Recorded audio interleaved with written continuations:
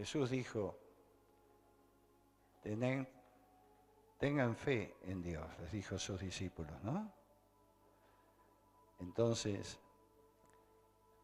esto estaba queriendo decir, tengan la fe de Dios, la fe que nace en el cielo, ¿no? La fe que nace en el cielo. Ahora, usted ha visto allí atrás, siempre lo he dejado ahí, pero ¿cuántos han creído ese cartelito que hay ahí? Este cartelito, ¿cuántos lo han creído?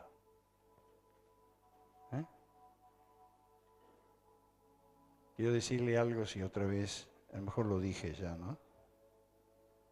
El ver en lo invisible, tener una visión, es lo primero que pasó en este lugar. Lo primero que Dios hizo con nosotros. Bueno, diga conmigo lo siguiente. La fe de Dios es... Primero, ver en lo invisible. Esto es tener una visión. Segundo, creer en lo imposible. Esto es proclamar el milagro. Tercero, hacer lo increíble. Esto es concretar el milagro. ¿Me ha seguido un poco esto? Ay, hacemos copias para todos y lo tienen en su casa también. Hubo un tiempo que teníamos copias de esto. Porque es tan importante, ¿no? Es parte de la fe que nace en Dios. Si no tenemos esta fe, no hay grandes cosas. Escuchen, ver en lo invisible, aún parece medio difícil, pero la fe real es ver más allá de lo que ven tus ojos. Esa es tener una visión, tener la confirmación divina de algo que Él está haciendo ya en el mundo espiritual, pero todavía no está en lo material. Pero va a estar un día. Aquellos que me han seguido 10 años atrás, ¿qué había? Viene poquito, por lo menos en el lado de la escuela, ¿no? De todo lo que hemos hecho allí. ¿Qué había? Empezamos a ver en lo invisible. Diga otra vez conmigo. Primero, la fe de Dios es ver en lo invisible. Esto es tener una visión. Una visión, una revelación, algo definido de Dios, que Dios te haya hablado, te haya dado algo de lo sobrenatural. Y lo tienes como revelación, puede ser, ¿no? Como una visión especial. Pero tenés que hacer el segundo. Puede quedar ahí, ¿eh? Dios te puede hablar, te puede decir mucho. Te puede mostrar, te puede dar una visión, pero si no pasas al segundo paso, no pasa nada. Porque la fe de Dios es, decilo conmigo, la fe de Dios es, segundo, creer en lo imposible. Y esto es proclamar el milagro. ¿Te das cuenta? Yo tengo que verlo, ver espiritual, lo que Dios me revela, lo que Dios me dice, esa visión, esa revelación, lo que Dios quiere hacer, pero también tengo que creer, porque es imposible, naturalmente es imposible, materialmente es imposible. Por ello que tengo que atreverme a proclamar el milagro. Porque es un milagro. Lo imposible que no podemos nosotros hacerlo en nuestra fuerza, con nuestras armas, es un milagro de Dios, querido. Un milagro de Dios. Y el paso tercero es la concreción, ¿no? Lo creo. Bueno, Abraham, ¿cuántos años estuvo creyendo? ¿No? ¿Recuerda? Muchos. Se mantuvo en la fe. Dice de Moisés que estaba viendo al invisible en todas las cosas que pasaban en su vida y con el pueblo de Dios. Por eso que el tercer paso, dígalo conmigo, la fe de Dios es, en tercer lugar, hacer lo increíble. Lo que nadie cree, solamente los locos que se atreven a creerle a Dios, ¿no? ¿Sí? ¿Esto qué es? Es concretar el milagro. Dígalo conmigo. Hacer lo increíble es concretar el milagro. Anímate. Ten fe en Dios. Busca tener esa fe que cambia todo. Esa revelación interior que cambia todo. Levanta tu mano. Espíritu Santo, ayuda a tu pueblo para que este día también puedan tener visiones. También se atrevan a creer en lo imposible. Y también sean partícipes de hacer aquello increíble a los ojos humanos. Pero es el concretar del gran milagro. Otra canción, Juan, que dijimos. Oh, ayúdanos, Señor. Porque esto que tú nos has permitido gustar y ver es también para que otros lo tengan. Es también para este desafío en tu pueblo. Es para abrir las ventanas de los cielos en abundancia y en proyección futura de tantas cosas. Porque esto es el comienzo. Esa luz abierta allí, eso que está brillando allí, eres tú que estás diciendo, aquí estoy. Abriendo otra vez todo lo imposible. Atrévete a creerlo. Atrévete a creerlo. Quiero decir algo en relación a lo que hemos estado hablando de profecía y palabra. Y quiero recordarle que he estado hablando de lo que el apóstol Pablo dijo. No menosprecies la profecía. Y también dio la realidad de poder examinarla. Y es normal y natural que así sea, porque tanto Jesús como el apóstol después nos habla que hay falsos profetas. Pero eso no quita lo genuino de la profecía. Un texto muy interesante es el que encontramos en Oseas capítulo 12,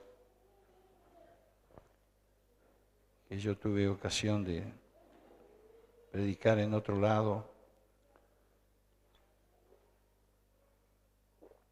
Creo que fue en el final del seminario el año pasado. Pero quiero mencionarlo y remarcarlo. Porque esta afirmación de Oseas es válida para todo lo que Dios hizo en los tiempos pasados y todo lo que hará en el futuro. Oseas capítulo 12. Oseas es un profeta que hallamos antes de Amós. Bueno, a ver, para aquellos después de Daniel. Y el capítulo 12 y versículo 13 dice lo siguiente. Y por un profeta, Jehová hizo subir a Israel de Egipto. Estamos hablando de la liberación del pueblo de Dios de la esclavitud, el cruce del Mar Rojo. Y dice, hubo un profeta, este era Moisés. Jehová hizo subir a Israel de Egipto. Y luego dice, y por un profeta fue guardado. Esto nos da la pauta de lo que Dios en su intención del Antiguo Testamento y del Nuevo ministra a través de los dones específicos del Espíritu. Que ya no está tanto la característica del profeta del Antiguo Testamento hoy, pero sí dice la palabra de Dios que la profecía es un don que viene de Dios, que viene del Espíritu. Correctamente usado, bajo la unción y el poder de Dios, es válido. Y yo creo que esta palabra tiene mucho que ver porque los comienzos de la iglesia, de nuestra vida, se movieron también en base a palabras proféticas, ¿no?, que vinieron.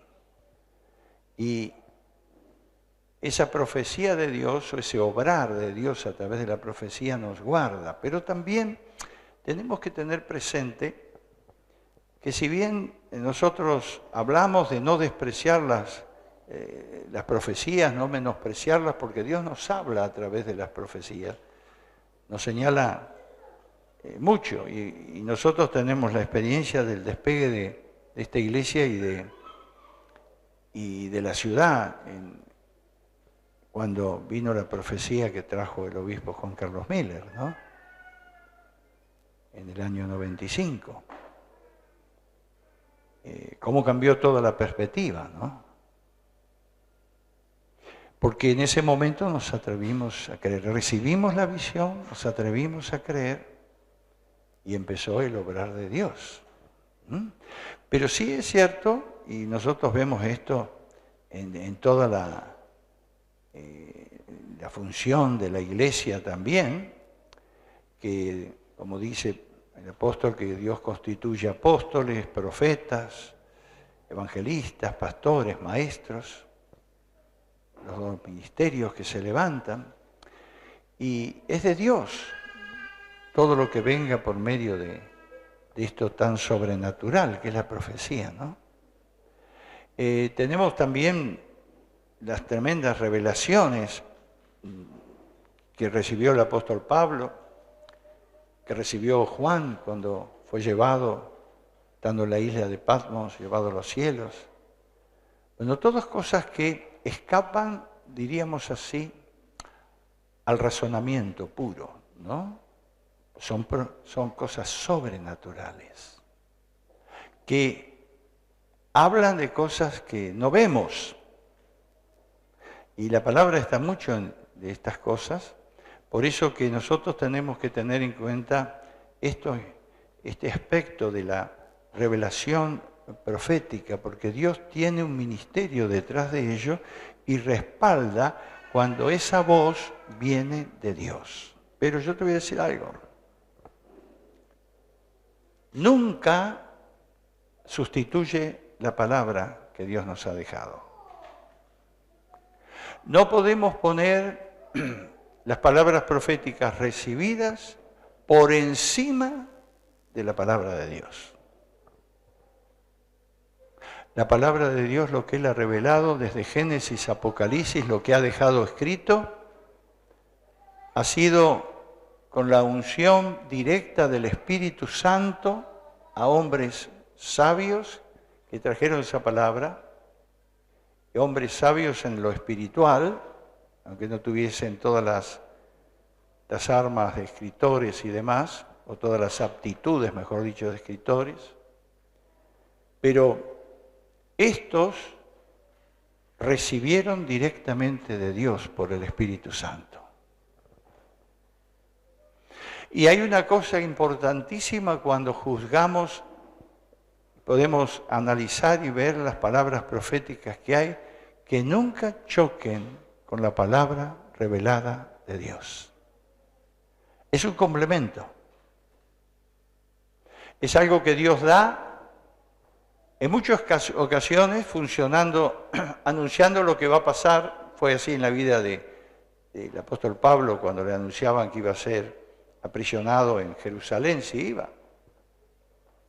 Y que lo iban a atar, es el profeta Agabo que apareció y todo lo demás. Realmente le estaba anunciando las vicisitudes que iba a tener que enfrentar en la vida, ¿no?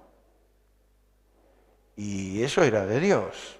No obstante ese anuncio y todo lo que sabían, Pablo dijo, es de Dios que vaya. Pero Dios tenía una misión en todo ese encarcelamiento de Pablo, porque el apóstol tenía que llegar hasta Roma, y allí llegó. Predicó el Evangelio en Roma, en medio de todo el imperio dominado por los emperadores romanos y todo lo que era eso, el Dios que se había levantado en ese momento, ¿no? Parece que la historia no enseña mucho, porque también hay dioses humanos hoy que se levantan de la misma manera que aquellos emperadores, ¿no?, de los tiempos bíblicos. Porque el gran conflicto que había era que Jesucristo es el Señor. Y los emperadores romanos decían lo mismo. Ellos son el único Señor, el único amo, y buscaban adoración. Por eso el Evangelio, como es el Evangelio predicado en lo genuino, en lo real, choca contra todas las cosas que levanta el hombre humanamente hablando, cuando rompe y quiebra los establecidos por Dios. Pero lo que tenemos que tener muy presente nosotros es que Dios nos da palabras proféticas, pero nos da su palabra. La palabra de Dios está llena de promesas, está llena de palabras orientativas, está llena de principios, está llena de valores, está lleno de todo lo que es bueno para nosotros en la vida cotidiana y en el desarrollo también de la iglesia en todo sentido. Y la palabra profética, cuando viene, agrega a ese impulso que nos da la misma palabra en todo lo que es extender la iglesia y extender en este tiempo en medio del mundo. Bueno, es eso, es como tenemos que tener siempre bien presente que Dios no habla cosas distintas entre la palabra profética y lo que dice su palabra. Y esto lo manejó el Señor así también, a pesar de que, como decía Oseas, fue una realidad. Por un profeta entraron en liberación, por un profeta fueron guardados, y realmente es así porque hay algo que funciona junto en todos los ministerios, de tal forma que diríamos así, se amalgaman alrededor de lo que Dios ha hablado, de lo que Dios ha dicho, y entonces eso le da la veracidad y lo genuino que nace en Dios. Ese tipo de profecía es el que nosotros creemos. Ese tipo de profetas es el que aceptamos. Y Dios levanta y va a seguir levantando, evidentemente, profetas que estén dispuestos a recibir esa evidencia y ese don y ser usados sabiamente para Dios con la unción y también con lo genuino. Yo dije el otro día que una de las causas por las cuales hay falsos profetas es porque se la empiezan a creer, que ya como tienen el don pueden decir cualquier cosa. Y uno puede decir cualquier cosa. Predicando podemos decir cualquier cosa, pero no cuando estás diciendo el Señor habló esto, dijo esto, como dicen algunos profetas, ¿no? Entonces, vea la diferencia, por favor. Cuando uno habla que algo recibido de Dios, una evidencia especial de Dios, es algo muy serio. Estamos poniéndonos ahí en una actitud de de tanta dependencia, ¿no? Entonces no podemos hablar por hablar. Y lamentablemente muchas veces los errores de los profetas modernos y de aquellos que entran a veces en falsedad, viene porque como tienen el don, hablan, y muchas veces son la expresión de deseos de ellos para con vidas y demás, que todos podemos tener expresiones de deseos muy buenas para otros, pero no lo que Dios habló, o lo que dijo específicamente. Nosotros los seres humanos, y bueno, muchos, y usted puede palparse también y ver, todos quisiéramos saber qué pasa mañana. Y el hecho de ir a un vidente es, ¿qué va a pasar conmigo mañana? ¿O qué va a pasar con este negocio? ¿Qué va a pasar con esto que debo hacer, que debo emprender? ¿No? El hecho de por qué funcionan tanto los hechiceros y los adivinos en nuestro tiempo es porque la gente está esperando saber qué va a ser mañana, cómo va a ser el mañana para mí. ¿No? Es una necesidad, parece ser, del ser humano, ¿no? Y no siempre Dios te dice lo que va a ser mañana. A veces sí. A veces habla Dios, te dice que va a ser mañana.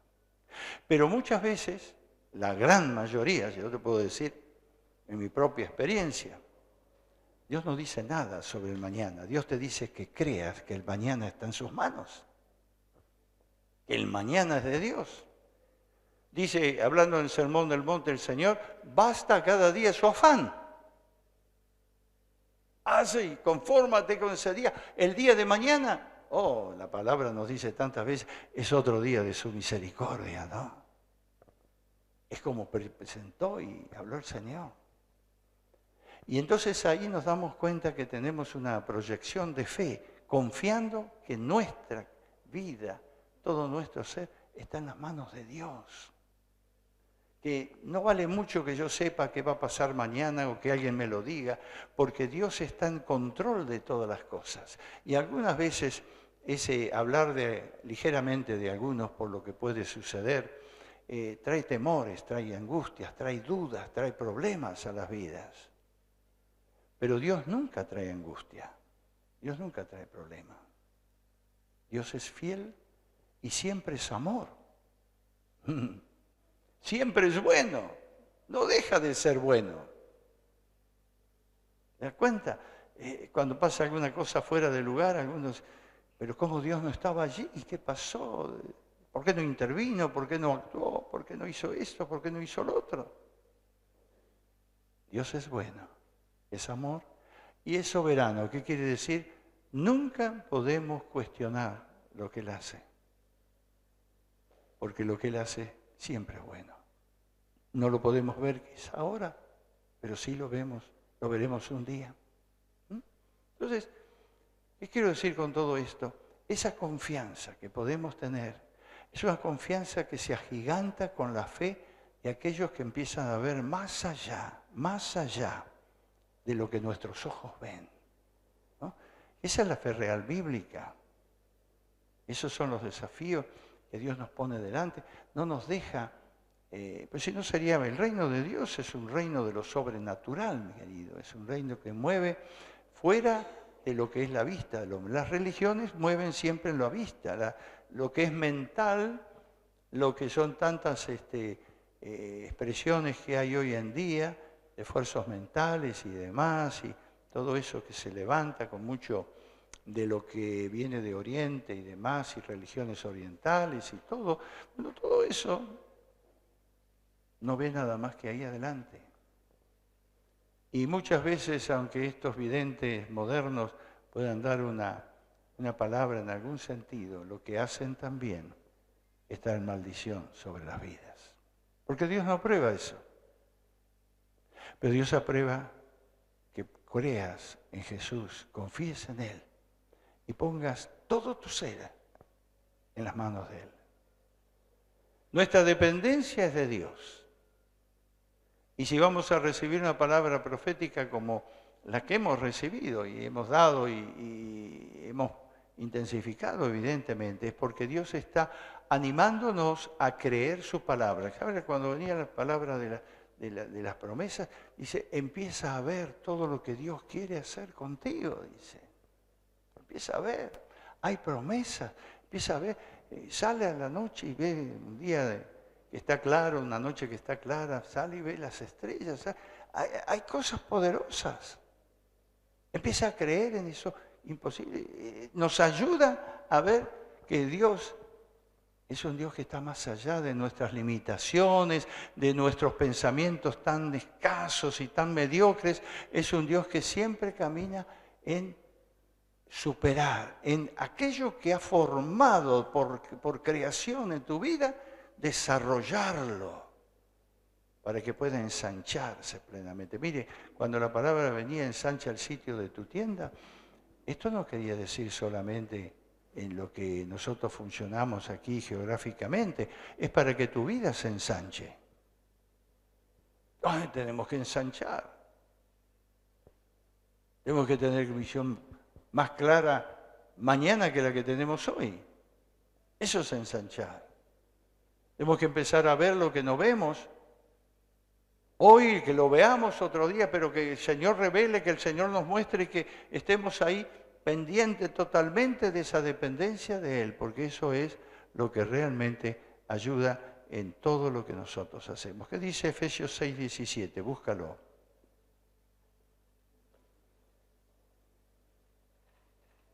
Efesios 6:17. Termina la parte de la armadura, ¿no?, que da el Señor. Y nos dice, a ver, ¿qué dice? 6:17, ¿qué dice? ¿Quién lo tiene? Léalo.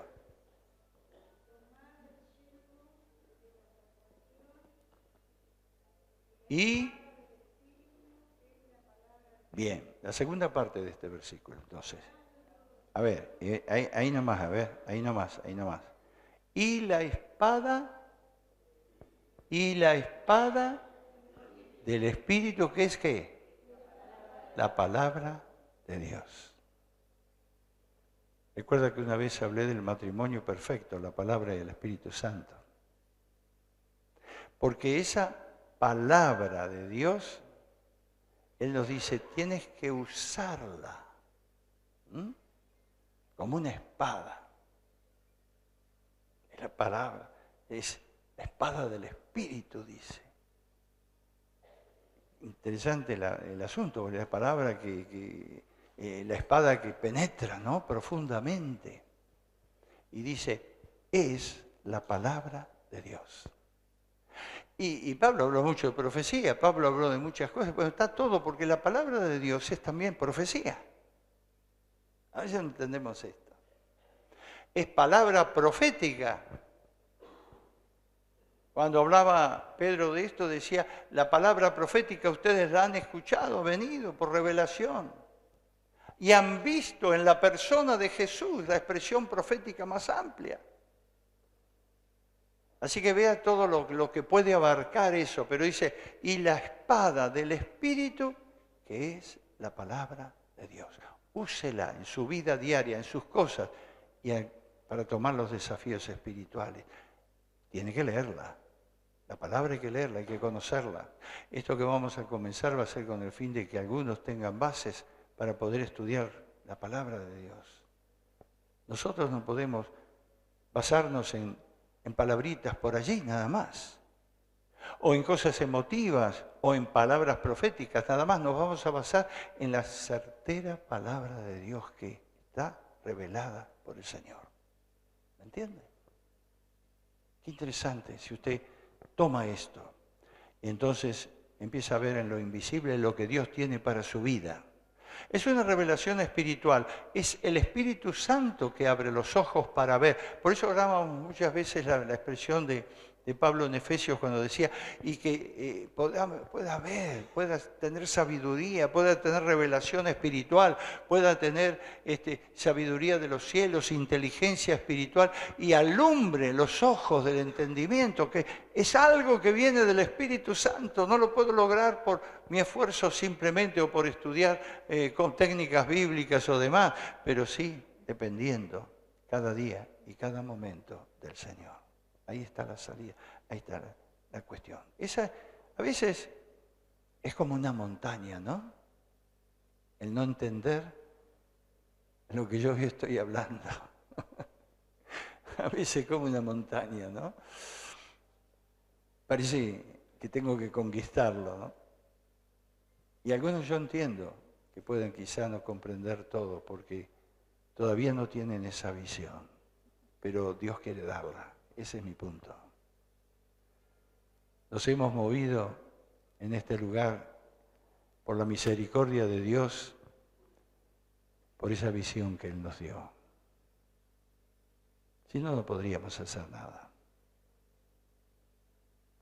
Hasta hoy estoy sorprendido de la grande misericordia de Dios.